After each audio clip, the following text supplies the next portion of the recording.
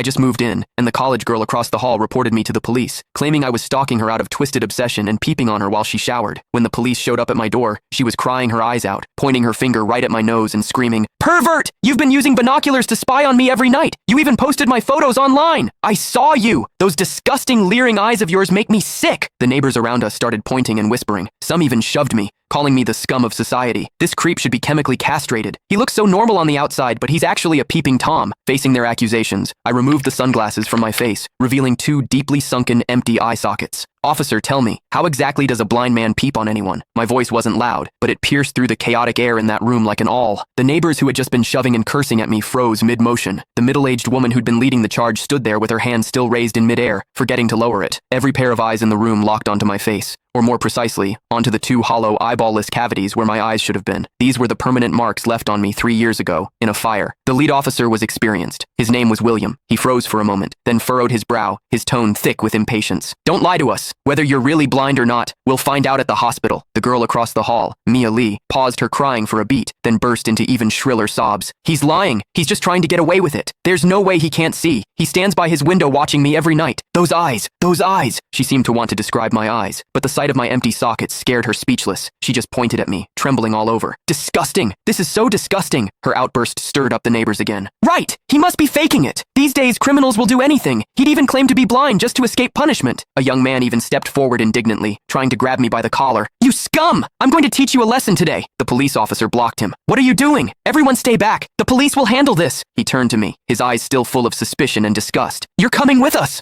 I didn't resist. I calmly held out both hands. Cold metal touched my wrists. Two younger officers flanked me on either side and led me toward the elevator. Behind me, Mia's crying mixed with the neighbors' curses into a chaotic din. "Scum of society! Get out of our community! Hope you rot in prison!" I could see the righteous expressions on their faces. I could also hear the pleasure in their voices as they trampled me into the mud. I stepped into the elevator. The metal doors slowly closed, cutting off the noise from outside. One of the younger officers, probably new to the job, couldn't help but ask me quietly, Are you really blind?" I tugged at the corner of my mouth but didn't answer. The other officer patted his shoulder, signaling him to keep quiet. But I knew that in their minds, the scales had already tipped completely in favor of that tearful young girl. After all, it was a young, pretty, pitiful college student on one side, and on the other, a suspicious man living alone, wearing sunglasses. In their eyes, it was crystal clear who was the victim and who was the perpetrator. What they didn't know was this: sometimes, what the eyes see is the biggest lie of all. And I, a blind man, had seen something that none of them had. For instance, when Mia accused me, her heartbeat was steady, without a single ripple of genuine emotion. The interrogation room at the police station was harshly lit by fluorescent lights, and the air smelled faintly of mildew. I sat on a cold metal chair. Across from me were William and a female officer.